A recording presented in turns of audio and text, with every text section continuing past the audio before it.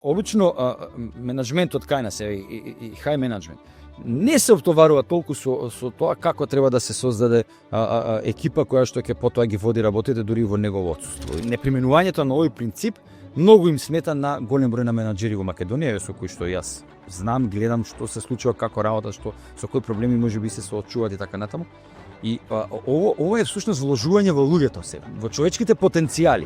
Секогаш тоа го потенцирам, дека треба во луѓето и мора да се вложува тоа. Не можеш ти на некого да го вработиш и да го оставиш така и само да бараш. Мораш да дадеш.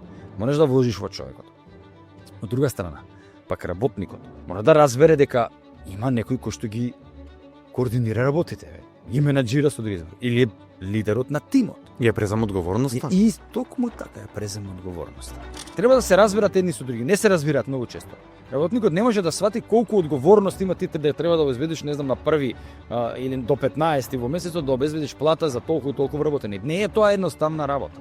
Од друга страна, менаџерот, бизнис лидерот треба да разбере дека не е едноставно и работникот да се соочува со секојдневните обврски со секојдневната работа и при тоа со одредени финансиски примања кои што можеби не се на линија на неговите очекувања. Ако ова нешто се свати подлабоко и од страна на менаџментот и од страна на работниците, па и синдикатите, тогаш полесно ќе се доаѓа до заеднички решенија.